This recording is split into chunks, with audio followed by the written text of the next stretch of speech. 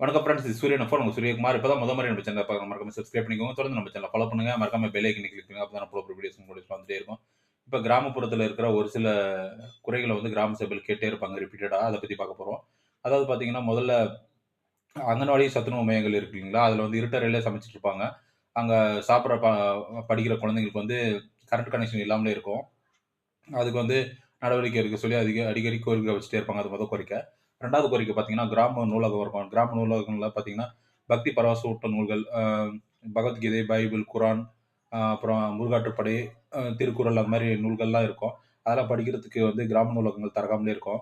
அ அது மட்டும் இல்லாத நூல்கள் மற்றும் நியூஸ் பேப்பர் படிக்கிறதுக்கு அவங்களுக்கு கம்பல்சரி கிராம நூலகம் திறக்காமலே இருக்கும். அத பத்தி கோரிக்கை வச்சுட்டே இருப்பாங்க. இது 2வது கோரிக்கை. 3வது கோரிக்கை பார்த்தீங்கன்னா, பேருந்து வசதி வந்து ஒரு சில கிராமப்புறங்கள்ல தனியார் பேருந்து வசதி கூட இல்லாம இருக்கும். அரசு பேருந்தும் போகாம இருக்கும். தனியார் பேருந்தும் போகாம இருக்கும். அத பத்தி கோரிக்கை கேட்டே இருப்பாங்க.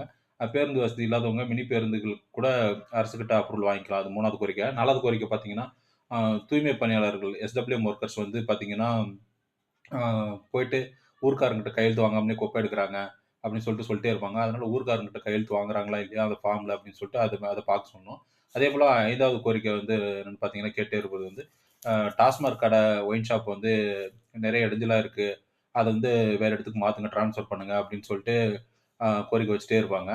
இது இது 5 குறைகள் வந்து மேஜரா வந்து அ கிராமப்புறங்கள்ல வந்து கிராம சபையில கேட்டே இருப்பாங்க.